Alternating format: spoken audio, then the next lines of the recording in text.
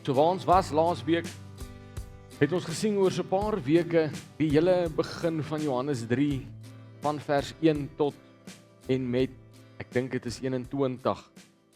So 21 verse altesaam is 'n gesprek tussen Jesus en Nikodemus. Nikodemus kom na Jesus toe en hy vra vir hom, wat is daar anderste? Ons kan sien die goed wat jy doen, dit moet van God afkom. Daar moet gesag wees in dit, want ons fariseërs, ons kan dit nie doen nie. So wat is anderste?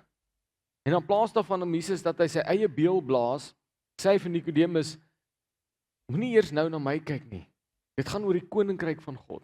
Kom ons praat oor die koninkryk van God en hoe kom jy daarby uit? Kom ons praat oor die koninkryk van God en die feit dat jy wedergebore moet word, want dis belangriker. Dis belangriker as om nou te redeneer oor wat se werke en wat se gawes kom nou van God af en wat nie. Die belangrik is jy wedergebore?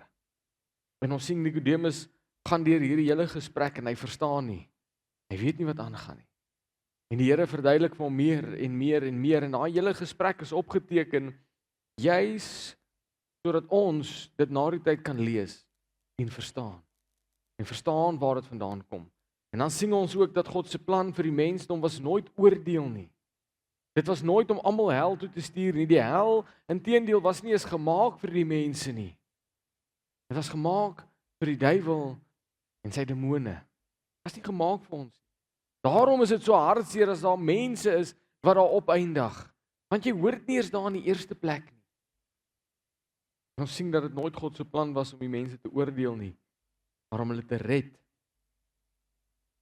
Maar die woord is ook realisties en ons sien ook dat party mense kies die duisternis oor en oor. Omdat hulle bang is vir die lig en omdat hulle die geheimsinnigheid van die donkerte liefhet. Want die duisternis gaan nie 'n flitslig kom wys op die swakste areas van my lewe nie. Die lig doen dit wel, maar nie in die sin dat jy geoordeel word nie. Hy kom skyn die lig nie net sodat jy sleg voel oor dit wat ek gedoen het nie, maar sodat jy verlos kan word van dit wat jou vashou. En ons sien daai gesprek kom tot 'n einde in vers 21.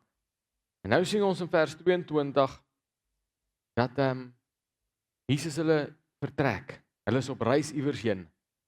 Hoor wat sê vers 22. Dit sê: hierna het Jesus en sy disippels na die landstreek van Judea gegaan en daar 'n rukkie saam met hulle vertoef en mense laat doop. Nou hierna, die Engelse vertaling sal julle sien, sê gewoonlik after these things. Hierna. Nou waarvan praat die skrywer? Die skrywer praat nie van 'n tydperk nie. Hy praat nie van 'n paar dae wat Jesus in Jerusalem was nie. Hy sê after these things, na hierdie dinge. Wat se dinge? Die goed wat Jesus in Jerusalem gaan doen het. Die tempelreiniging, die gesprek met Nikodemus, die genesings wat daar plaasgevind het.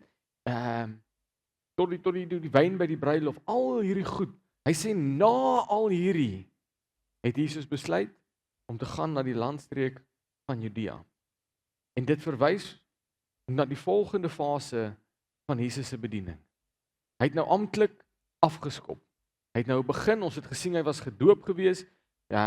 God het uit die hemel uit gepraat en gesê hierdie is my seun in wie ek welbehae het. En nou kom die volgende fase van Jesus se bediening. Jesus beweeg nou van die stad af. Jerusalem was 'n stad gewees na Judea toe wat amper maar soos 'n plattelandse dorpie sou wees. Dit sou wees soos om van Pretoria af daar te begin en dan te sê kom ons gaan nou Standerton toe. Gaan nou na die platteland toe, die klein dorpies toe. En Johannes noem iets hier wat ek dink baie spesiaal en belangrik is vir elkeen van ons. So ons weet nie wie was die almal van wie hy praat nie. Ons weet nie of al die disippels daar was nie. Ons weet nie of dit 'n klomp volgelinge was nie, maar ons sien iets spesiaals in Jesus se intensies. Want wat ons lees in vers 22 is nie hierna het Jesus en sy disippels na die landstreek van Judea gegaan en daar mense gaan laat doop nie. Hy sê hulle het 'n rukkie saam vertoef. Hulle het 'n rukkie net daar saam gebly en wat gedoen? Mekaar leer ken.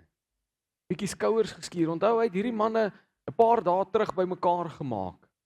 Daar het 'n klomp goed gebeur en hulle kon nog nie tyd een op een tyd spandeer met Jesus Christus.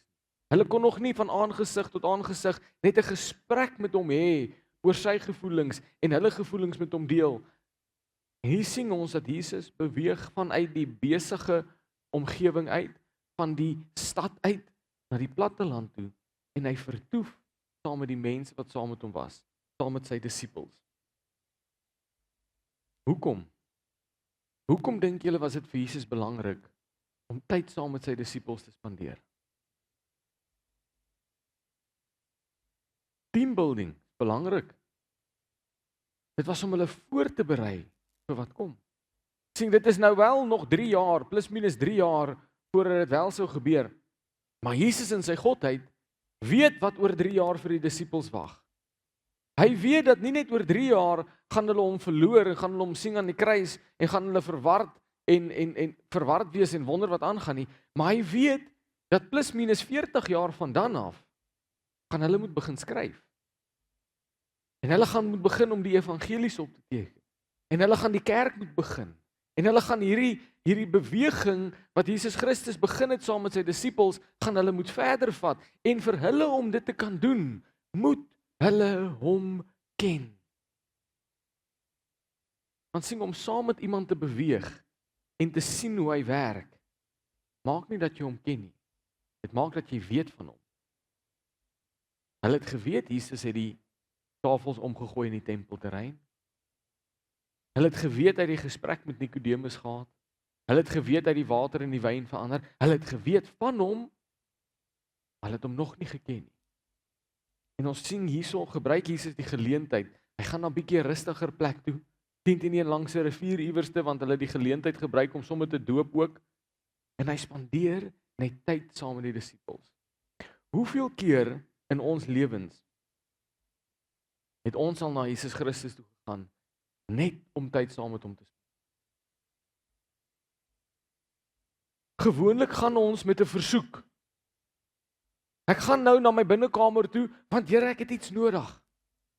Ek gaan nou na my binnekamer toe, want Here, ek soek 'n woord. Here, ek gaan nou na my binnekamer toe, want hier's hierdie krisis voor my. Of dalk nie eens noodwendige krisis nie. Dalk is dit net 'n begeerte. Ek gaan met 'n begeerte op my hart, 'n behoefte. En dis goed, jy moet gaan. Maar wanneer laas het jy gegaan net om hom te leer ken? Net om 'n verhouding te bou. Want sien, daar is 'n groot verskil. Daar's 'n groot verskil tussen voorbereiding en voorsiening. As ek vir altyd na Jesus Christus toe gaan, net vir voorsiening, gaan ek nooit voorbereid wees nie. As ek altyd net gaan want ek het iets nodig, gaan ek nooit voorbereid wees vir wanneer goed my pad langs kom. En dis dalk nie eens noodwendig slegte goed nie. Jy geweet jy kan onvoorbereid wees vir 'n goeie ding ook. As die Here jou langs iemand se siekbed sit en hy sê nou wil ek hê jy moet bid. Nou wil ek hê jy moet hierdie persoon na die Here toe lei. Dis 'n goeie ding wat gebeur. En onvoorbereidheid maak dat ons dit soms mis. Jesus vat sy disippels en die mense wat hom volg vir 'n onbeperkte tyd, vat hy hulle weg. Die wonderlik is dat in die Grieks daai wat hulle gebruik vir 'n rukkie wat hulle vertoef het. Dit verwys nie na 1 of 2 of 3 dae nie. Dit verwys na 2 tot 3 maande wat hulle daar saam spandeer het. Wat hulle langs die rivier bly en mense doop en saam eet in die aande. Wat ons sien is dat Jesus wil met sy disippels 'n rukkie vertoef. Spandeer tyd saam met hom. Skuur skouers met die Heilige Gees. Praat met God. Want daarin is die voorbereiding. Ons het vanoggend gepraat oor vas en gebed. Hierdie is die gebedaksie. Hierdie is die gebedgedeelte van hierdie tyd waarin ons ingaan. Spandeer tyd met die Heilige Gees.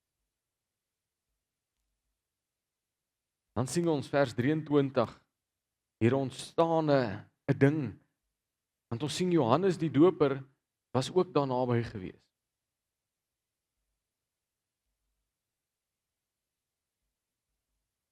vers 23. Johannes was ook besig om te doop by Enon naby Salim, omdat daar baie water was en mense gekom het om hulle te laat doop. Nou hier is die eerste van die strikvrae wat ek vir julle wil vra vanaand. Nou dat ons vers 23 gelees het, waarom het Johannes by Enon gedoop en nie by 'n ander rivier? Ons het 'n antwoord. Wat sê julle nog? Hoekom het hy by Enon laat doop? Gerrit? Sekere dorp groot daar naby gewees?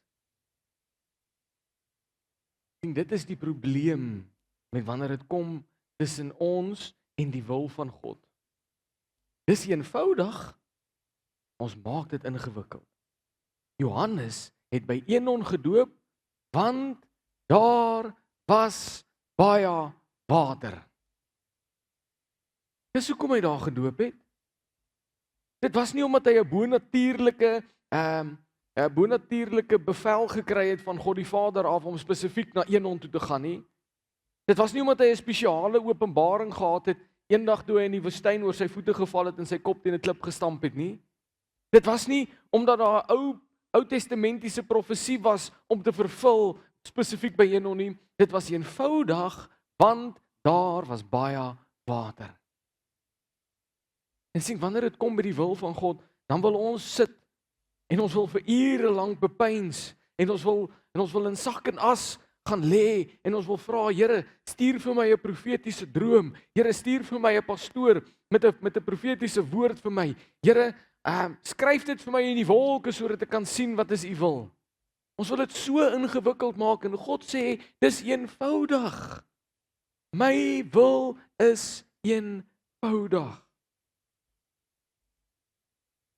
Matteus 22 vers 36 tot 40. Sien ons dat die Fariseërs kom na Jesus toe en hulle kom met hierdie soortgelyke versoek. Kom ons lees dit saam. Hulle sê, Meester, wat is die belangrikste gebod in die wet? Hy het vir hom gesê, jy moet die Here jou God lief hê met jou hele hart en met jou hele siel en met jou hele verstand. Dit is die belangrikste en die eerste gebod. En die tweede wat hieraan gelyk staan, is jy moet jou naaste lief hê soos jouself. Op hierdie twee gebooie berus die hele wet en die profete. Sien, wat die Fariseërs kom is hulle vra vir Jesus Christus, ons het 613 wette. Dis hoeveel wette hulle gehad het die Fariseërs. Rondom daai 613 wette het hulle duisende reëls gemaak om hulle te beskerm om nie daai 613 te breek nie. So nou is hulle die mekaar. Want hier's nou soveel goed wat ons moet onthou. Hier's soveel goed wat ons moet in ag neem. Hier's soveel goed. Wat is die werklike wil van God dan nou? Wat van hierdie is die belangrikste om te onderhou? En Jesus antwoord hulle en hy sê dis eintlik eenvoudig. Julle maak dit ingewikkeld deur om duisende reëls rondom hierdie 613 wette te bou. Julle maak dit vir julleself moeilik. Hy sê die wil van God is eenvoudig. Hê die Here jou God lief met jou hele hart, jou hele siel en jou hele verstand. En jou naaste soos jouself. Dis die wil van God. Sint Augustine, so groot kerkleier in die begin van die kerk en soos wat dit begin groei het. Hy het gesê, hy het hierdie gesegde gehad. Hy sê, love God with all your heart and do whatever you please. En as ek dit vandag vir mense moet sê, dan gaan hulle dalk bietjie hand uitdruk. En as ek dit vandag moet preek van die kansel af, gaan mense se oë so bietjie trek, want dit voel amper soos 'n get out of jail free kaart. Voel asof ek nou kan doen net wat ek wil. Maar jy mis die eerste gedeelte. Die eerste gedeelte sê, hê die Here jou God lief met jou hele hart en dan doen net wat jy wil. Want as ek hom werklik met my hele hart liefhet, gaan dit wat ek wil doen in harmonie wees met wat hy wil hê ek moet doen. Ons wil gaan sit en ons wil dink en ons wil dae spandeer om uit te vind, Here, wat wil U hê moet ek doen? Here, wat is U wil vir my lewe? Dit is eenvoudig. Ek wil hê jy moet my lief hê. Ek wil hê jy moet my soek met jou hele hart. Ek wil hê jy moet jou woord lees. Ek wil hê jy moet my glo met jou hele hart, jou hele siel en jou hele verstand. En ek wil hê jy moet jou naaste lief hê soos jouself.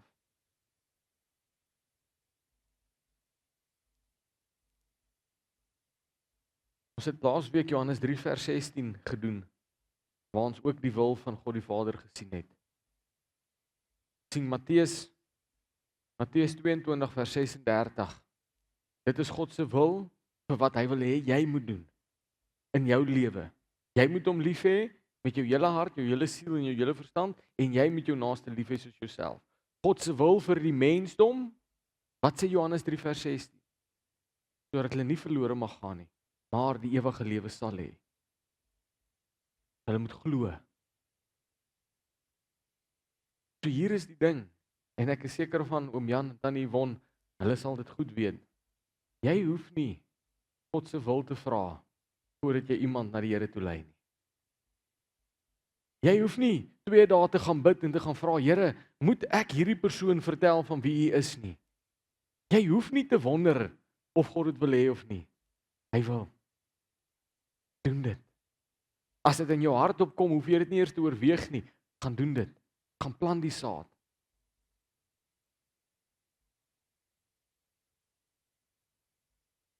Vers 25 sien ons dat hier ontstaan 'n bietjie spanning.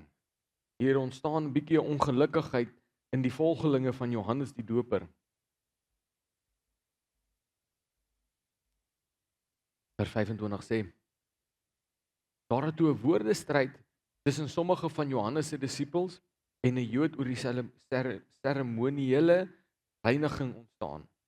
Hulle kom toe na Johannes en sê vir hom: Rabbi, hy wat oorkant die Jordaan by u was, die een van wie u getuig het, kyk, hy doop en almal gaan na hom toe. Hulle is ongelukkig in hulle harte. Want ons het Johannes die Doper gevolg. Johannes die Doper was baie populêr gewees in daai tyd. Ons sien later dat hy die Fariseërs en almal omgekrap en hy was onthoof vir die goed wat hy gesê het. Maar voor dit was hy eintlik populêr gewees. Voor dit het mense eintlik van ver af gekom om na hom te luister en om deur hom gedoop te word. Hy was populêr gewees. En wat dit nog vir sy volgelinge nog erger maak, is vir hulle was dit 'n status ding gewees. Vir hulle was dit jy was spesiaal en uitgekies as jy 'n volgeling van Johannes die Doper kon wees. En nou sien jy 'n nuwe ou wat doop. En hy vat al die volgelinge en hulle voel so 'n bietjie paniekerig. Want dit waarmee ons besig is nou besig om agteruit te gaan. Ons weet nie hoe lank gaan hierdie bediening nog leef nie. Ons moet nou hard beklei. Ons moet nou ons bes te gee om ons mense terug te kry. En hier sien ons dat hierdie probleem van skaapsteel was maar nog altyd 'n versoeking vir die mensdom gewees. Kerke het maar nog altyd gevoel, nee, maar ek moet daai mense uit daai gemeente uitgaan haal. Hoekom wil ons geredde mense oorred? Hoekom wil ons mense wat al reeds kerk toe gaan oortuig om na die kerk toe te kom? Ons is nie nodig nie. Ek het nou die dag gaan navorsing doen. En ek dink, en ek kan verkeerd wees, julle kan my reghelp. Standerton het om en by, ek dink 127,000 mense wat hier bly. Dis nou saam met die uitbreiding. 127,000 mense. En ek het so 'n bietjie gaan somme doen oor hoeveel kerke hier in die dorp is en wat is die algemene bywoning op 'n Sondag. En dat in Standerton met al die kerke wat hier is dit 'n groot getal as ek raai en skat dat daar om en by 3000 gereelde kerkgangers in Standerton is. So dis hoogskat, dis hoogmik. Van 127,000 En ons kerke, ons beklei oor dieselfde 3000. Dis presies wat Johannes se disippels hier voel. Hulle sê, kyk, hy was dan by u gewees. Hy was hier, ja, meester, Rabbi, jy het hom gedoop. Nou staan hy daar aan die ander kant die rivier en hy doop en almal gaan na hom toe. Wat is nou hoe gaan ons hulle terugkry?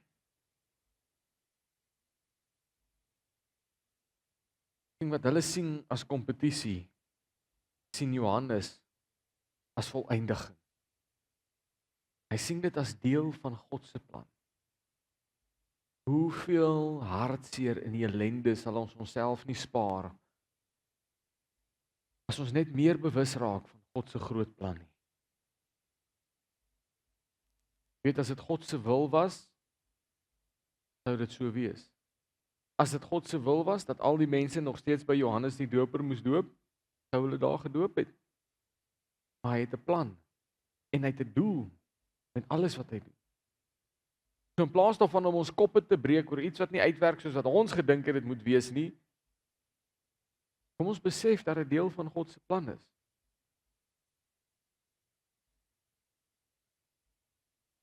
Vers 27. Johannes antwoord hulle en daar's so baie waardevolle goed wat ons in hierdie woorde kan huis toe mee gaan, kan vat vir onsself as ons die konteks verstaan van waarvan Johannes praat. Johannes het geantwoord en gesê, 'n mens kan niks ontvang as dit nie uit die hemel aan hom gegee is nie.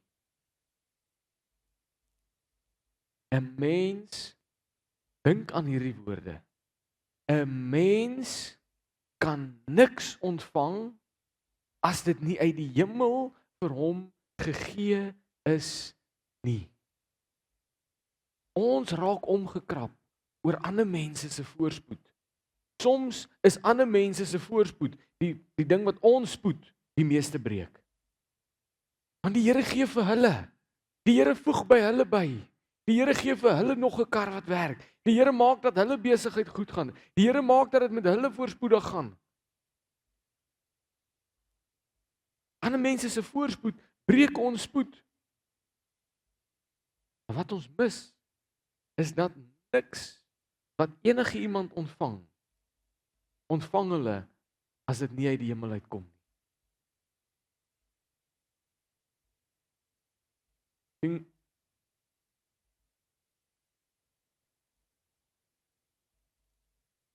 God besluit om te seën. God besluit om te voorsien en God besluit om te gee en God besluit wanneer om weg te neem. Ons kan nie kwaad of jaloers raak oor waarmee God besig is.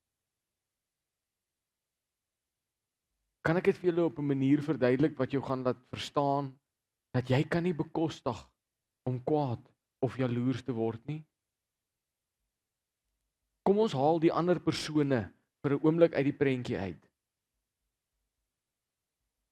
En ons fokus net op waarmee God besig is. As God mense hier wegvat en hy voeg hulle by 'n ander kerk by. Hy doen dit. Hy bewerk dit. Hy bepaal dit. Nou raak ons kwaad en jaloers, kwaad vir die mense, jaloers oor die ander kerk. God is besig om dit te doen. So teenoor wie is ons dan nou eintlik besig om in opstand te gaan?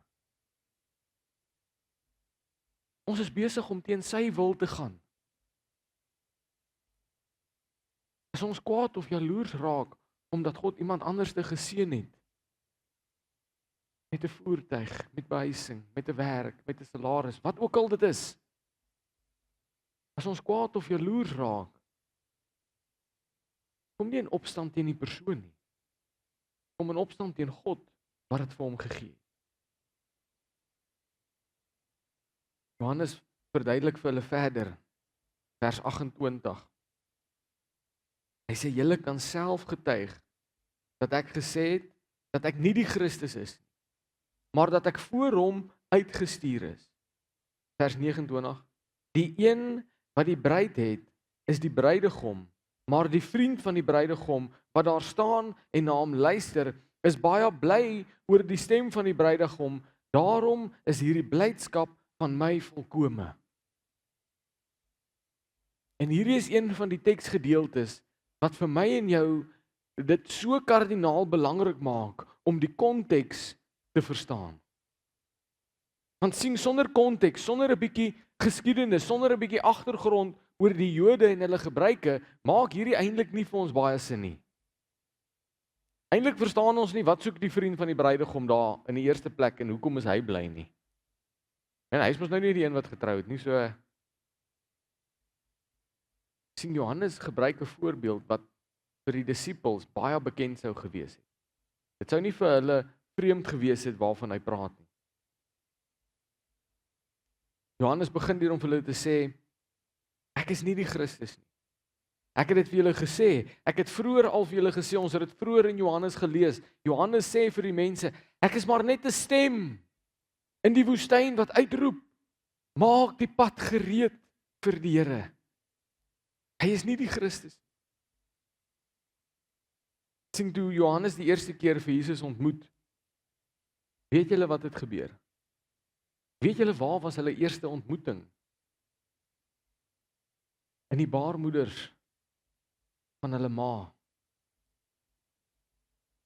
Maria kom in die vertrek ingestap en Elisabeth voel hoe Johannes in haar maag op en af spring oor opgewondenheid, want hy kon voel die salwing van Jesus Christus en hy raak opgewonde. Die eerste plek waar hulle ontmoet, Johannes spring van vreugde in sy ma se moederskoot en sy word gevul met die Heilige Gees. Dit was toe hy nog 'n baba was. En hier op die hoogtepunt van sy bediening, op die klimaks van sy bediening, die hoogtepunt van die populariteit wat hy sou bereik het, wat gebeur nog steeds in sy hart? Hy is nog steeds bly vir waarmee Jesus besig is. Hy is nog steeds bly dat dit met hom goed gaan. Hy is nog steeds bly dat mense na hom toe gaan.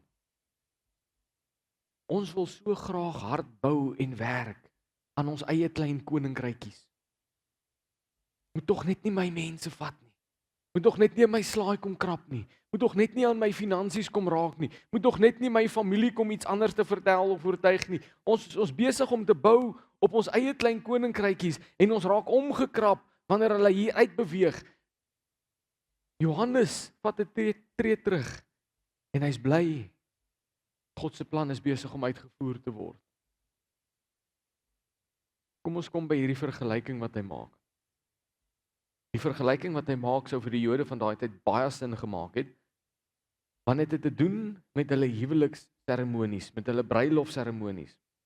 Sien, die gewoonte van die dag was dat die vriend van die bruidegom, of dan nou in die taal wat ons sou gebruik het, die best man, hy sou, wanneer die aankondiging gemaak het, dat die bruidegom reg was, en dat die plek wat hy voorberei het reg was, dan sou hy die een wees, wat die mense begin nooi, en die reëlings begin tref, vir die bruilof om plaas te vind. Hy sou die een wees, wat almal opgewonde maak, oor die bruilof. En dan as die bruilof afgehandel is, was dit die gebruike gewees, dat die bruid en die bruidegom, sal nou na die huwelikskamer toe beweeg, en daar sou hulle nou die huwelik bevestig het. En hulle het 'n gebruik gehad, dit was baie belangrik gewees in daai tyd, dat hulle met maagde sou trou, so hulle het 'n manier gehad hoe hulle dit toets. En dan, wanneer dit uitgekom het, dat alles goed afgeloop het, en dat sy wel 'n maagd was, dan sou die bruidegom uitgeroep het, en die best man, die vriend van die bruidegom, sou by die deur gestaan het, en gewag het, en gehoor het. Wat roep hy uit? Was dit suksesvol? Was dit onsuksesvol? Was dit goed? Was dit nie goed nie? Is dit goeie nuus? Is dit slegte nuus? Wat gaan vir wat?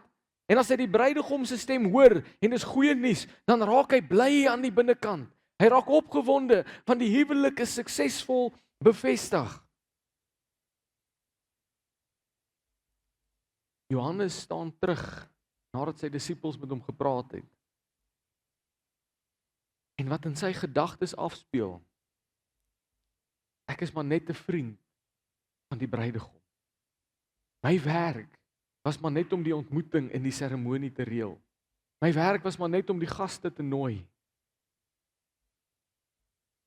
My werk was nie om te trou nie.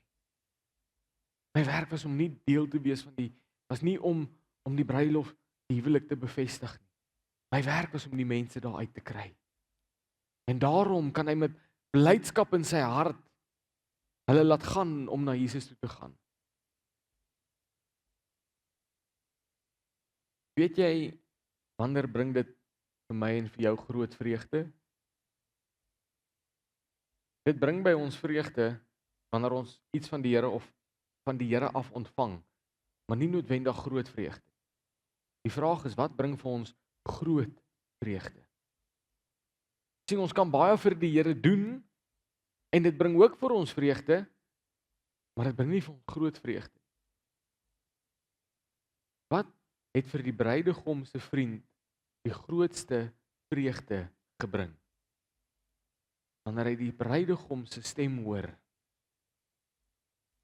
Vir my en jou, wat vir jou die grootste vreugde in jou lewe gaan bring, is nie om iets van God af te ontvang nie. Is nie om iets vir hom te doen nie, maar om sy stem eenvoudig te hoor. Om tyd saam met hom te spandeer. Sien, ons verwag dat ons vreugde gaan kry wanneer ek 'n beter man of 'n beter vrou het, wanneer ek 'n vinniger kar het, 'n mooier kar het, 'n beter werk het. As jy dink hierdie goed bring vreugde, wanneer jy dink hierdie goed maak my vreugde volmaak, dan is jy maar op 'n pad wat lei na baie hartseer en frustrasie. As jy dink, as ek dalk net Kaap toe kan trek, as ek dalk net deel kan wees van een van hierdie mega gemeentes, hulle wys mos dat hulle is suksesvol. As ek net daarbey kan betrokke raak, dan sal my vreugde gelukkig wees. As ek net in die band kan speel of sing, dan sal my vreugde gelukkig wees. As ek kan deel raak van hierdie selgroep of daai selgroep of hierdie beweging, dan sal my vreugde gelukkig wees. En dit klink alles mooi. Klink soos eerbare goed om vooruit te sien. Maar is nie waar jy jou vreugde vind.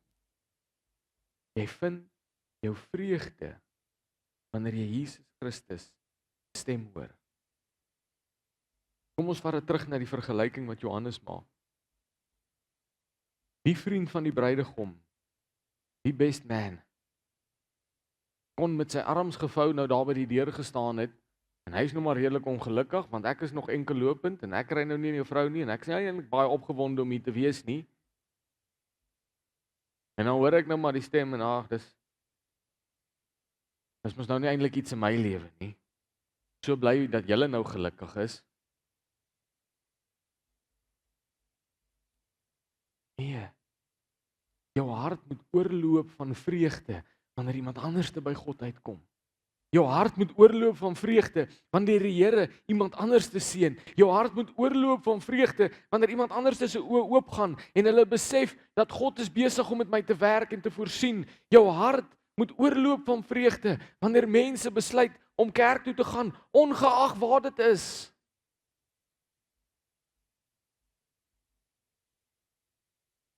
Moenie staan en murmureer, want dit gaan nou net goed met hulle. Dit gaan nou nie so goed met my nie. Ek het nou nie 'n vrou gekry nie. Ek staan nou maar hier en luister. Ons vreugde, ons ware vreugde, vind ons wanneer ons na sy stem luister. Wanneer ons tyd saam met hom spandeer. Wanneer ons bid, wanneer ons ons woord lees. Maak nie saak waar jy in jou verhouding met Jesus Christus is nie. Dit maak nie saak waar jy in jou lewe tans is nie. Sien, die woord van God is so in so fyn detail geskryf en bepaal. Dit word vir ons opgeteken dat toe Johannes 'n babietjie binne in sy ma se moederskoot was, het hy oorgeloop van vreugde oor wat Jesus mee besig is. Nou is hy 'n volgroeide man, op die klimaks van sy bediening, op die hoogtepunt van alles wat hy doen. En nog steeds loop sy hart oor van vreugde, oor waarmee Jesus besig is. Moet dit nooit, ooit verloor nie. Maak nie saak waar jy jouself bevind. Al het jy gister tot bekering gekom. En jy's nog nie lekker seker wat met al hierdie kerkdinge en hoekom dit so belangrik is en hoekom hierdie mense altyd 'n glimlag op hulle gesigte het nie, is bietjie weird. Gaan nie vir jou sin maak nie. Wees opgewonde wanneer jy Jesus Christus se stem hoor. Wees opgewonde wanneer jy in sy teenwoordigheid inbeweeg. En as jy nou al volwasse is, en jy het nou al 'n pad gestap in die lewe, en jou hare het besluit om dieselfde kleur as baie ander mense sin te word, die woord sê ons moenie eenvormig wees, eenvormig word met hierdie wêreld nie, maar iemand moet dit vir ons hare sê. Want iewers te besluit hulle maar ons almal gaan dieselfde lyk. Of niks, of van kleur verander. As jy nou al gevorderd is en jy het nou aangestap en jy het nou al genoeg kerk toe gegaan en jou verhouding met Jesus Christus is goed, moet ook nie hierdie ding verloor nie. Wees nog steeds opgewonde wanneer Jesus Christus werk. Wees nog steeds opgewonde wanneer hy met jou praat. Soek nog steeds sy aangesig. Luister nog steeds vir sy stem. Ek het eendag 'n gesprek gehad met 'n jong man wat het my eintlik baie hartseer gemaak. Ons het in 'n Bybelstudiegroep gesit. En hy het die volgende opmerking gemaak. Ek weet nie eens hoe het ons daarby uitgekom nie. Maar dit het my hartseer gemaak. Want dit is amper vir hom beter om te stop en dit heeltemal te los as wat dit vir hom is om aan te gaan. Hy het hierdie woorde gesê. Hy het gesê: ek lees nie meer my Bybel nie. Want Jesus Christus praat self met my. Dis 'n baie groot fout wat jy maak. Baie groot. Want die gevaar is, ons kom op hierdie gevorderde plek in ouderdom en in posisie en dalk in ons werkplek en in jou werksplek is dit dalk oukei. Jy kom op 'n punt in jou loopbaan waar jy besef, ek kan nie nog meer leer nie, ek is nou goed in wat ek doen. En wanneer jy by Eskom werk of by die slaghuis werk of by Maika werk of waar ook al dit is, dis oukei om dan daai punt te bereik waar jy die beste is en jy's goed, maar wanneer dit kom by jou verhouding met God, moet nooit ooit voel dat jy daai punt bereik het nie. Moet nooit ooit voel dat ek het nie meer nodig om die woord te lees nie, ek is oukei. Moet nooit ooit voel ek hoef nie meer so gereeld te bid nie, ek beleef die Heilige Gees. Soek hom altyd. Johannes het hom gesoek in sy moeder se skoot en hy het hom gesoek op die klimaks van sy bediening ook. Reg deur sy hele lewe.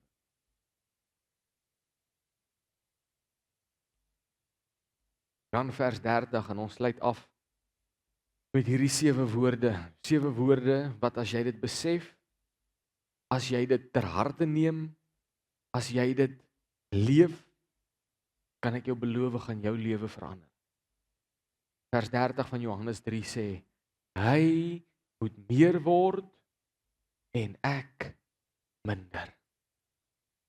Hy moet alles word en ek moet niks word. Hierdie praat nie van 'n slegte selfbeeld nie. Hierdie praat nie van afbreek of afkraak of jouself seermaak nie, dis nie wat hy sê nie. Hy praat hierso van posisie in jou lewe. Hy praat hier van die rangorde van wat vir jou belangrik is in jou persoonlike lewe. Hy praat hierso van die gevoel wat jy kry. As die Here vir jou sê, ek wil hê jy moet 6:00 in die oggende opstaan en begin bid. En wanneer die alarm afgaan, jy vir jouself dink, maar Here, ek het so 'n slegte nag gehad en eintlik kort ek nog net hierdie uur slaap. dan het jy meer geword en hy minder.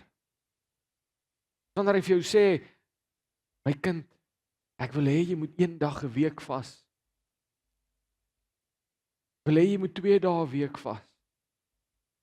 En jou antwoord is, Here, maar ek weet nou nie eintlik nie. Here, U weet dat as ek nie eet nie, dan ek raak naar en ek voel nie lekker nie. En Here, U weet as ek nie koffie drink nie, dan kry ek sulke verskriklike kopseere. Ja, hy weet. Hy weet dit. Jy hoef hom nie te vertel nie, jy hoef hom nie te herinner nie.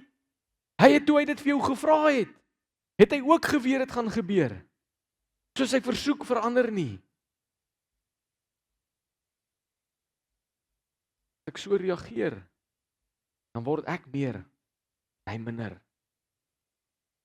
Wanneer hy vir jou vra, begin daai selgroep. Hy het hom sê, Here, ag maar Here, U weet my huis is nie so mooi soos ander mense se huise nie en ek weet nie eintlik wat om te sê nie en ek kan nie eintlik vir mense bid nie en Here weet, my finansies gaan dit nie toelaat om 'n klomp mense 1 keer 'n week in my huis in te bring nie. Ja, hy weet. Hy weet hoe jou finansies nou lyk en hy weet hoe jou finansies Woensdag gaan lyk. Hy weet. Hy sê jou nie gevra het nie, as hy nie gedink het dis 'n goeie idee nie. Wanneer ek 'n verskoning uitdink vir dit wat God van my vra, dan word ek meer en hy minder. So waarvan Johannes hier praat. Toe sy disippels kom na hom toe en hulle bring vir hom hierdie dilemma. Rabbi, die mense gaan soontoe. Hulle kom nie meer na ons toe nie. Wat gaan ons doen? Dan sê hy vir hulle, hey, as julle graag wil hê hulle moet terugkom hierdie kant toe, as julle nou wil gaan skape onder deur die draad trek, dan is jy besig om te sê, ons moet meer word, ons wil hierdie status jaag, ons wil tog die langste ry nuwe dopelinge hê by die rivier, ons ry moet tog net langer wees as Jesus sin, want dan is ons nog okay. Dan word ons meer en hy minder. Wat Johannes vir sy disippels sê is, laat hulle gaan. Laat hulle gaan tot daar waar hulle Jesus Christus ontmoet. Want dan word hy meer en ek minder. Dit gaan nie oor my nie. Dit gaan nie oor wat ek wil hê nie. Dit gaan nie oor wat ek wil doen nie. En ons almal jaag en beklei vir 'n plekkie onder die son. Ons jaag en beklei om 'n naam te maak vir onsself. Ons jaag en beklei vir 'n bietjie erkenning, vir 'n bietjie eer. En dis nie wat ons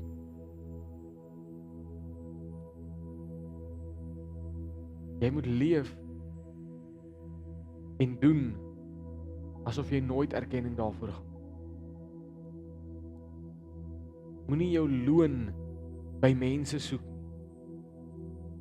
Moenie jou eer of erkenning by mense soek nie, want weet jy wat gebeur wanneer jy daai loon hier op aarde ontvang? Weet jy wat gebeur as jy daai loon hier ontvang? Jy mis dit daarbo.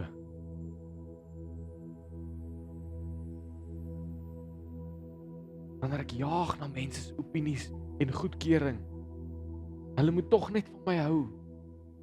Kerk moet tog net die mooiste wees. My besigheid moet tog die meeste mense trek. Dat hy meer word, ek minder. Want op die ou einde van die dag het hy 'n plan met alles. Johannes sê vir sy disippels, laat die mense na hom toe gaan om gedoop te word. Dit is die wil van God dat hy meer moet word en ek minder. Dit maak my hart bly om te weet dat hy word meer, al beteken dit ek word minder. Ek en jy vanaand hierdie een teksgedeelte. Al vergeet ons die hele Johannes wat ons gedoen het tot dusver. As jy hierdie een ding onthou, as jy hierdie een ding snap, gouer as later, kan ek met jou beloof, gaan jy 'n lewe leef wat meer gevul is met vreugde. As hy meer word en ek minder. Amen. Kom ons sit net so dan bid ons.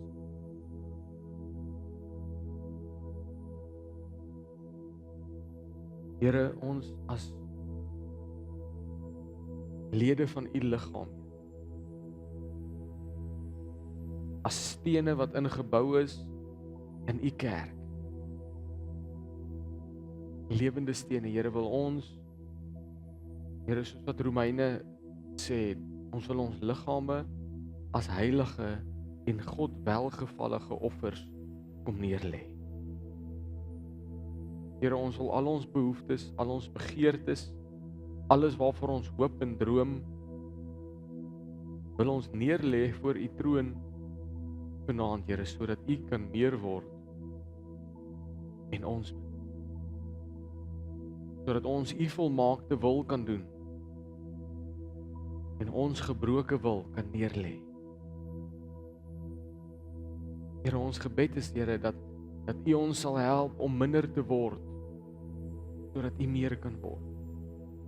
En Here, in hierdie tyd wat ons vas en bid, in hierdie tyd, Here, wat ons die vlees neerlê, wat ons onsself opsetlik minder maak, liewe Heer, wil ek bid en vra, Here, kom ontmoet ons op daai plek, Here, u woord sê, en ons herinner u aan die woord wat sê, nader tot my, en ek sal tot julle nader. Here, ons lê onsself neer, ons maak onsself minder. Here, kom word asseblief meer. Kom word meer in ons harte. Kom word meer in ons lewens. Kom word meer in ons gesinne. Kom word meer in ons kringe, liewe Heer. Kom word meer in ons dorp. Kom word meer in ons land. Here, kom word meer reg oor die wêreld, Here. Word u meer. Dit is ons gebed, Here. Here, ons wil bid en vra dat u Heilige Gees met ons sal praat. Wanneer ons perspektief verloor en fokus verloor, wanneer ons weer dit te veel oor onsself begin maak, Here, dat u ons sal kom herinner, weer in lyn sal bring. Dankie, Here, vir u getroue liefde en genade. Bid dit in u almagtige en heilige naam alleen. Amen.